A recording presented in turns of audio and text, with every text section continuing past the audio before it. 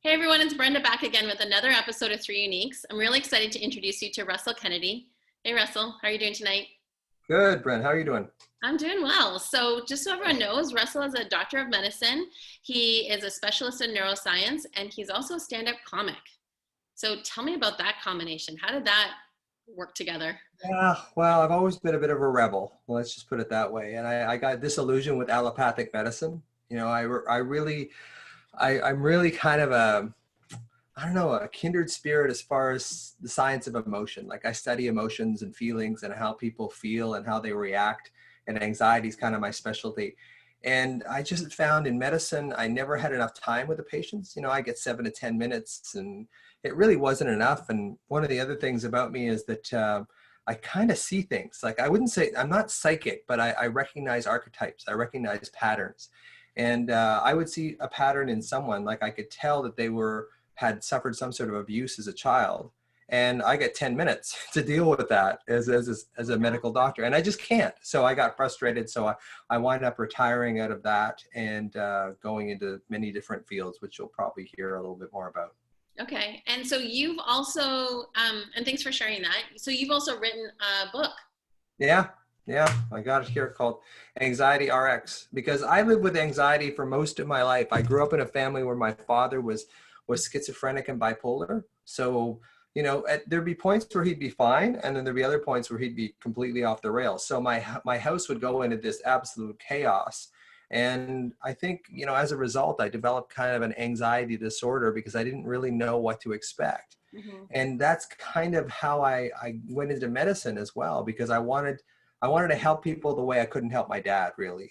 And that's I think the main reason why I kind of went into medicine was to help people in a way that I couldn't help my father. And that's why I deal with the science of emotion so much.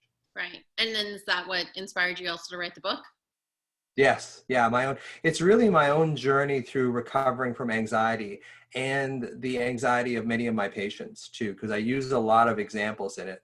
The book's really written in kind of a storytelling kind of way. It's not really, it's nonfiction, but it's not kind of a factual, like how to kind of thing.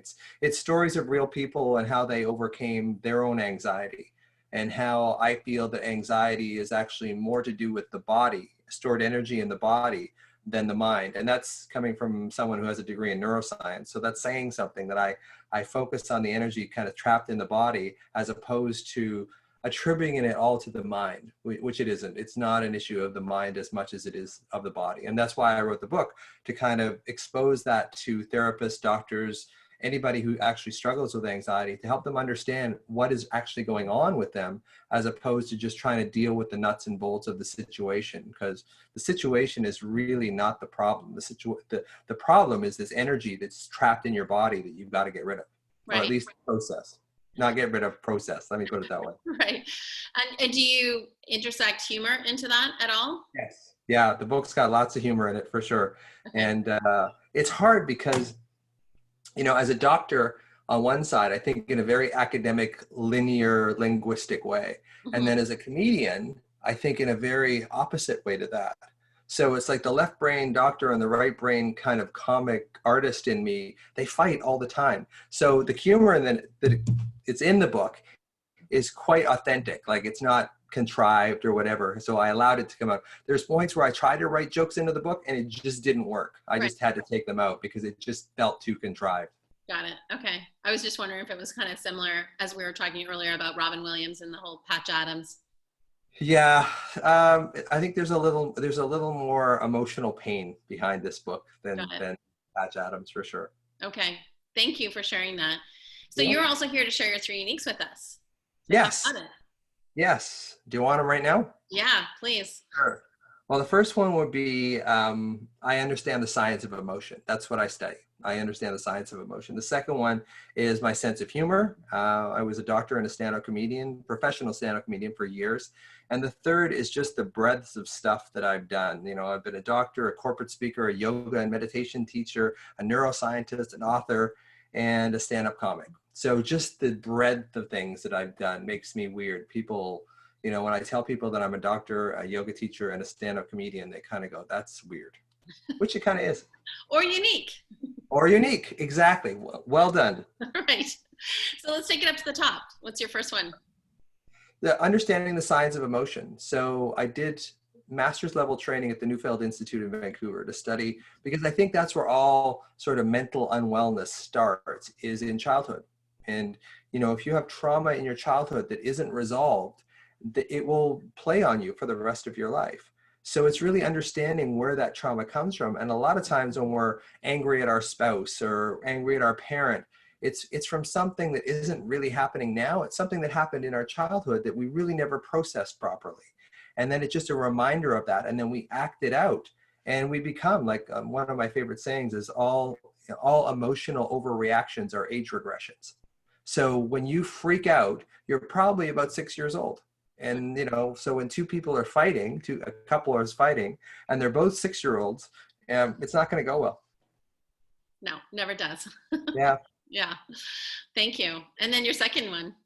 Second one's sense of humor, you know. So again, the left brain doctor and the right brain comedian kind of fight with each other.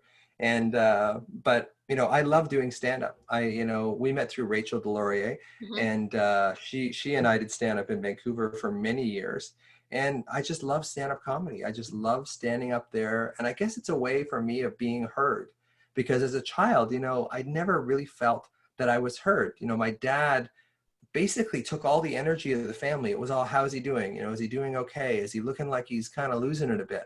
So everything kind of went towards him. So when you stand up there by yourself with the microphone, people listen to you. And I think that's one of the reasons I became a doctor as well, is to kind of be heard, because as a child, I don't really think that I felt heard.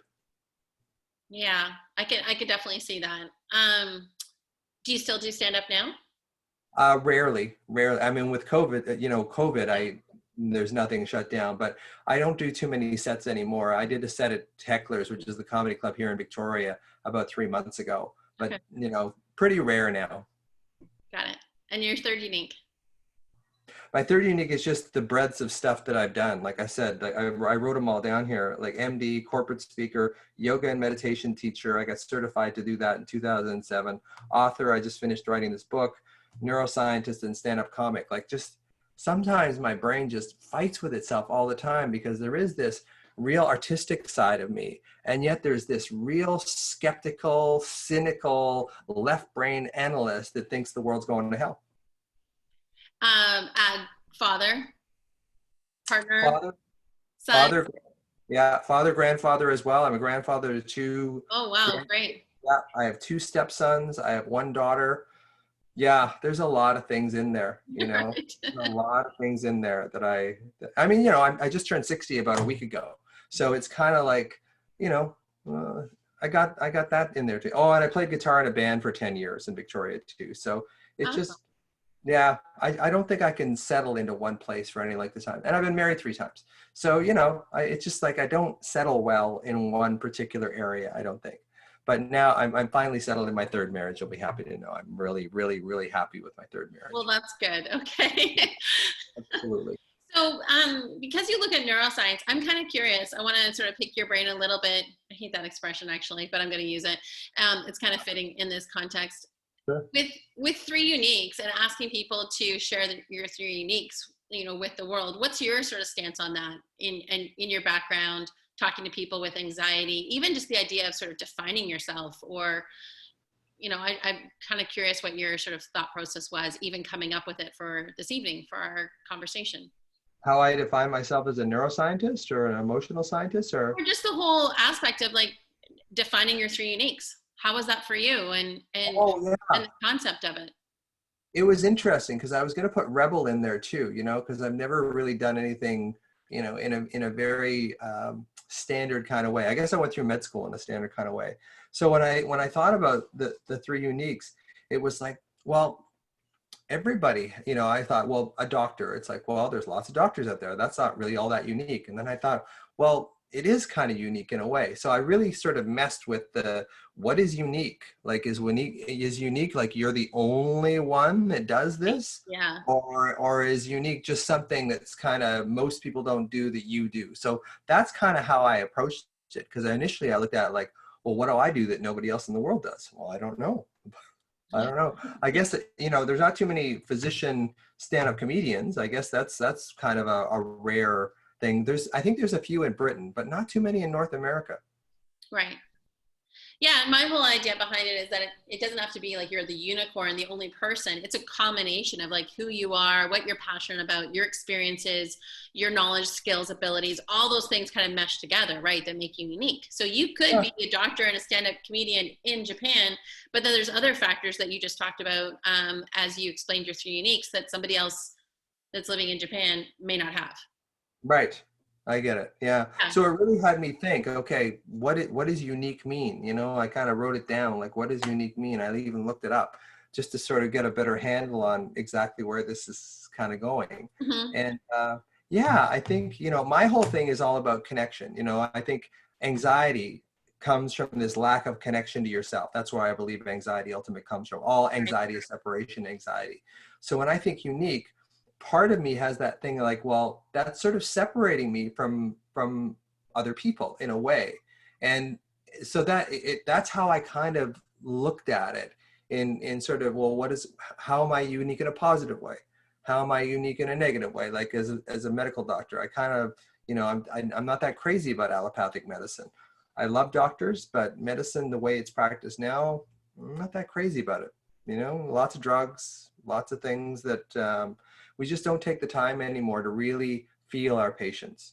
It's more of as my uncle in Scotland calls it, the order of the rotating pen. It's like we write prescriptions too much. So yeah, the unique thing was really, I had to think of it in a very unique way. Got it. Thank you. So I have another question for you just to learn a little bit more about you. So in the last 5 years, what new belief, behavior, or habit has most improved your life? Not believing my thoughts. Yeah, like if I could put that in a billboard, don't believe everything you think. That's not a quote of mine, but it's a quote that I often use. And I think a lot of times we get this energy in our body of emotion, and then whatever, our brain is just this meaning making, make sense machine. So whatever we're feeling on our body, our brain will make up a story based on if we're feeling happy, it'll make up a happy story. If we're feeling anxious, it'll make an anxious story. And just realizing that it's just like water, like your body really determines how your mind feels and how your mind communicates. Mm-hmm. So if I'm feeling alarmed in my body, I know that my brain is going to start giving me worrisome thoughts. And the fact that I know, I can sort of lay a trap for it and I can wait for it. And I can see that the thoughts are coming. And now I just don't believe the thoughts. Now, basically what I tell other people to do is go into sensation of your body, put your hand on your chest, breathe like an essential oil, bring yourself into sensation and use the energy that you would have used to worry and bring it into connecting with yourself. Because Right. really, as woo as that kind of sounds, that's what it comes down to. That's what mental health really comes down to, Mm-hmm. is a connection with yourself. And if you can't connect with yourself, it's very difficult to heal from any kind of, nervous, anxiety, depressive disorder. You really have to connect with yourself first and just watch the thoughts, because they're poison. A lot of times your thoughts are poison. Yeah, they don't serve you. They're based off of a past belief or even something that you've seen someplace else, right? Even like as we relate back to COVID, like the number one movie that everyone was watching in the spring was Contagion. And it's just like, Right. don't watch it. It's fiction. Maybe there's a little bit of it that might be true. Like someone read something about the World Health Organization dealing with Ebola in Africa, but it's fiction. It's Hollywood characters. Like don't read it. Don't listen to it. Because it's not necessarily true. And then our mind just sort of plays those tricks on us, like that expression or that cliche always says. So I absolutely agree with it. It's not woo-woo to me. It's like tune into your body. Your body's emoting tons of like energy and information and knowledge to you. We just often rely on this because we're told to, right? Yeah. We go after that sort of IQ versus EQ. And so I think that's really, really important message. Thank you. No, What's you're a welcome. What's a hope, just as we sort of finish off our conversation, what's a hope that you have for yourself, your family, like people that you connect with for 2021? Well, I hope that people learn how to feel better, and I mean that in the double meaning. I hope we feel better in general, but I hope we learn how to feel as a society and not just get trapped in our heads. I really hope that, people can feel, and even embracing the grief, even embracing the loss, even embracing that, like not running from it, not going to addictions, not going to retail therapy, not going to all these things that kind of take us away from that underlying emotion, and just allow ourselves to feel it. Because if we feel it, we'll find out it's not that bad. And what I was saying earlier, it only gets bad, it only starts becoming a runaway train when we start thinking, when we add thoughts to it. Because what happens is you get these anxious thoughts in your mind, and then they re-energize the alarm that's stuck in your body, which re-energizes the anxious thoughts of your mind. So you get in this anxiety in the mind, alarm in the body loop, and you can't get out of it. So if you learn that your thoughts are just byproducts of how you're feeling, and connect with how you're feeling and allow that to process and metabolize, you're going to be in way better shape than trying to think your way out of a feeling problem. Amazing. Thank you so much. You're welcome. Thanks for being on today. Really appreciate you sharing your 3 uniques with us. Thanks, Brenda. It was great connecting with you. Good luck with your book. Yeah, I hope. Flash it one more time so everyone can see it. Anxiety RX. I hope people buy it. So far, I've been getting some wonderful reviews. The thing I get the most about is that it feels like you're telling my story. So that for me is a lot. That's When I hear people say that, I feel like you're telling my story. It means a lot to me. We'll make sure that we tag it in our posts, and we give people a chance to go find it so that they can go check it out for themselves and learn more about it and learn more about your story. Again, thanks for being on 3 Uniques today. Thanks, Brenda. And for everyone listening and tuning into Russell's story, just remember to get out there and share your 3 Uniques with the world. There's 7.5 billion people on this planet. Somebody needs what you've got. Take care, everyone.